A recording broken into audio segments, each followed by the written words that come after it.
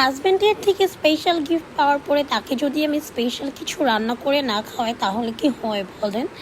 তো তাকে কিন্তু আমি শুধুমাত্র স্পেশাল কিছু রান্না করে খাওয়াইছি তাই না, সাথে কিন্তু তাকে আমি স্পেশাল ট্রিটও দিয়েছি। তো সব কিছু মিলেই কিন্তু এই ব্লগটা থাকছে। আশা করব আপনাদের ব্লগটি ভালো লাগবে। তো চলুন ব্লগটি শুরু করা যাক। আমি জানি আমি হচ্ছে সবার লাস্টে এই ভাইরাল রেসিপিটা করতেছি, যেটা অলরেডি সবাই করে ফেলছেন। আর আপনারা আমার এই যে ব্লগ শুরুতেই কিন্তু বুঝে গিয়েছেন যে আমি কি রান্না করছি আর কোথায় গিয়ে আমি আমার হাজব্যান্ডকে ট্রিটটা দিলাম। আমার মনে হয় আমি সবার লাস্টে এই ভাইরাল রেসিপিটা ট্রাই করছি। তো আমার বেশ অনেক দিনের প্ল্যান ছিল যে আমি সময় সুযোগ বুঝে আমার হাজব্যান্ডের জন্য এই স্পেশাল রেসিপিটা করব। শুধুমাত্র সে আমাকে স্পেশাল গিফট দিচ্ছে তার জন্য না, আমি তাকে এটা করেই খাওয়াইতাম। কারণ একদিন সে আমাকে একটা ভিডিও দিয়েছিল, মানে সে আমাকে বোঝাতে চাচ্ছিল যে তাকে জানি আমি এটা করে খাওয়াই। সো তখন আমি ভেবেই রাখছিলাম যে যখন আমার মানে সুইটেবল টাইম হবে দেন আমি তাকে করে খাওয়াবো। সো এই তো আমার সেই সুন্দর সময়টা চলে আসছে। তো আমি আমার পছন্দের প্রিয় পাতিলটাও নামাই নিছি। এই পাতিলটা সচরাচর আমি একদমই নামাই না, এটা আমি আমার বিয়ের একদম প্রথম দিকে কিনেছিলাম অনেক শখ করে। তো এটা আমি একদম সবসময় উঠাই রাখি। তো এটা আমি নামিয়ে নিছি, এটার মধ্যেই আমি হচ্ছে আজকে পেশোয়ারি বিফটা রান্না করছিলাম। আর বাই দ্য ওয়ে আমি কোনো কারো মানে সিলেক্ট করে কোনো মানে রেসিপি ফলো করি নাই, আমি একদমই সম্পূর্ণটা আমার মতো করে করেছি। শুধুমাত্র কে কোন জিনিসটা আসলে এটার মধ্যে দিয়েছে সেটা আমি দেখেছি, কতটুকু পরিমাণ বা কী দিয়েছি কতটুকু দিয়েছি সেটা আমি নিজের আন্দাজ মতো দিয়েছি। কারণ আমি আমার মানে কখনোই আমি কারো রেসিপি পুরোপুরি ফলো করতে পারি না, তাইলে দেখা যায় আমি ভুল করে ফেলি। হ্যাঁ, আমি একটু দেখি যে কে কতটুকু বা কী দিয়েছে, যেহেতু আমি আসলে কখনোই এটা রান্না করিনি, প্লাস আমি কখনো ট্রাইও করি নাই। তো আমার কোনো আইডিয়া নাই এটার টেস্ট কেমন হবে বা কিভাবে রান্না করে। তো জাস্ট এর জন্য কী কী দেয় সেটা আমি দেখেছি, অ্যান্ড বাকিটা আমি আমার নিজের মতো করেই করেছি। তো সবার ফার্স্টে কিন্তু আপনারা দেখেছেন যে আমি এখানে একদম ছোট যে কৌটাগুলো থাকে ঘিয়ের, ওইটার পুরার অর্ধেকটাই দিয়ে দিয়েছি। আর ওই ছোট কৌটার মধ্যে বেশি তো ঘি থাকে না, তো ওইটার পুরাটাই আমি মানে হাফেরও বেশি দিয়ে দিচ্ছি।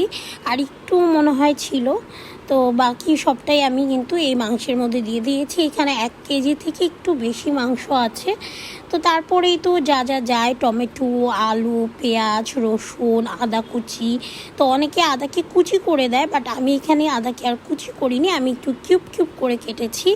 আর টমেটোগুলোও দেখেছি যে একটু বড় বড় করেই দেয়, তো আমি ওইভাবেই দিয়েছি। আমি সচরাচর টমেটোর বিচিটা ফেলে দিই, বাট সেদিন আর ফেলিনি।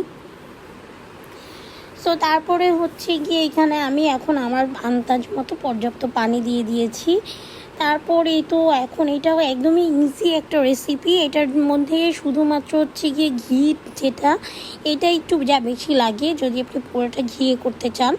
এই তো তারপরেই তো এটা রান্না শেষ করে আমি আমার হাজব্যান্ডকে নিয়ে চলে গিয়েছিলাম আদাবরে যে পিৎজা হাটটা আছে সেইটাতে। মানে আমার হাজব্যান্ড আমাকে সুন্দর একটা স্পেশাল গিফট দিয়েছে, আপনারা জানেন এটা একদমই টোটালি সারপ্রাইজ ছিল। মানে আমি জানতামই না, ও আমাকে একটা ফুল কিনে দিয়ে বলতেছে যে চলো আজকে আমরা বসুন্ধরা যাব, একটু কাজ আছে। তো আমার তো দেখা যায় মানে মেয়ে মানুষের যেখানেই ফুল ফ্লাওয়ার বুকে দেখে সেখানেই পাগল হয়ে যায়, তো আমিও তার ব্যতিক্রম না। তো আমিও এই জন্য পাগল হয়ে গেছিলাম আর ওকে বলছিলাম যে আমাকে ফুল কিনে দাও। তো তারপরেই তো ফুল কিনে দেয়, তো ওই ফুলটা নিয়েই সে আমাকে বলে যে আচ্ছা চলো আজকে আমরা একটু বসুন্ধরা যাই। তো তারপরেই তো বসুন্ধরা যাওয়ার পরে সে আমাকে সেই সারপ্রাইজটা দেয়, সেটা আমি হয়তো বা কোনো একটা ক্লিপে অ্যাড করে দিব। ওইরকম ডিটেলসে কোনো মানে ব্লগ করা নাই, যেহেতু এটা একদমই সারপ্রাইজ ছিল আমার জন্য, তো আমার কোনো আইডিয়া ছিল না। তো সে যেহেতু আমাকে সুন্দর এত বড় একটা সারপ্রাইজ দিয়েছে, তাকে তো কিছু স্পেশাল ফিল করাইতেই হয়। সো আমি যেহেতু তাকে আসলে অত এক্সপেন্সিভ কিছু গিফট করতে পারি না, আমার ওইরকম সামর্থ্য এখনও আল্লাহ দেয় নাই, যদি কোনো দিন দেয় তাহলে দিব। তো আমি যতটুকু রান্না বান্না পারি আমি অতটুকুর মধ্যে, বা যতটুকু আমি তাকে ট্রিট দিতে পারি অতটুকুর মধ্যে আমি তাকে খুশি করে ট্রাই করি। সো এই যে দেখেন আমি হচ্ছে এখন কাপড় খাচ্ছিলাম। আর বাই দ্য ওয়ে মানে আমরা কিন্তু অনেক মানে আমাদের আসলে অনেক চিট ডে হয়। সো যাই গিয়ে এখানে আমরা না বাই ওয়ান গেট ওয়ানে পিৎজা নিচ্ছি। আর আমরা ভাবছিলাম যে পিৎজাগুলো এতটাও বড় হবে না, বাট পিৎজাগুলো ট্রাস্ট মি অনেক বড় ছিল।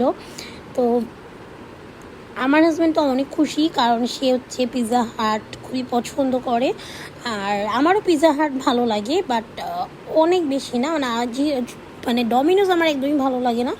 পিৎজা হাট আমার কাছে মোটামুটি লাগে, যদিও একটু ড্রাই, আমার একটু মানে সসের ভরপুর এরকম পিৎজা ভালো লাগে, মানে চিজে ভরপুর, সসে ভরপুর। বাট পিৎজা হাট আমারও ভালো লাগে, বাট ডমিনোজ আমার একদমই পছন্দ না। সো যাই গিয়ে তারপরেই তো আমরা আমাদের ফার্স্ট পিৎজাটা ট্রাই করি, দেন আমাদের সেকেন্ড পিৎজাটাও চলে আসে, এটাও বেশ বড়। মানে আমরা পিৎজার, আমি তো 1 স্লাইস না 2 স্লাইস খেয়ে আমি ফুল হয়ে গেছে, আমার পক্ষে আর একটা স্লাইসও খাওয়া পসিবল হচ্ছিল না। আমার হাজব্যান্ড আমাকে বারবার বলছিল খাও খাও, মানে আমি বলছি ভাই আমাকে মাফ করে দাও, আমার আর পসিবল না খাওয়া। তো আমি তো আর খেতে পারি নাই, পরে পার্সেল করে নিয়ে আসি। অ্যান্ড দেন রাত্রের বেলা মানে অলমোস্ট তখন 10টা কি 10:30 বাজে, আমি রাশেদ ভাইয়া আর খুশবু ভাবিকে বাসার থেকে আনাইছি, আর আমরা তো বাইরেই ছি। তো তারপরে তাদেরকে আমি হচ্ছে গিয়ে আমার মানে এই ফার্স্ট টাইম রান্না করা পেশোয়ারি বিফ ট্রাই করালাম। মানে সবাই মিলে ট্রাই করছে, মানে খুব মানে বলতেছিল যে অনেক ভালো হয়েছে। আমি এবার আন্টির জন্য পাঠিয়ে দিয়েছিলাম, তো আন্টিরও খুব ভালো লেগেছে। তো এইটাই আসলে, আপনি কোনো কিছু শখ করে রান্না করলে যখন সবাই অনেক তৃপ্তি নিয়ে খায়, দেখতেও ভালো লাগে, আর যখন আপনার প্রশংসা করে সেটাও কিন্তু খুব ভালো লাগে।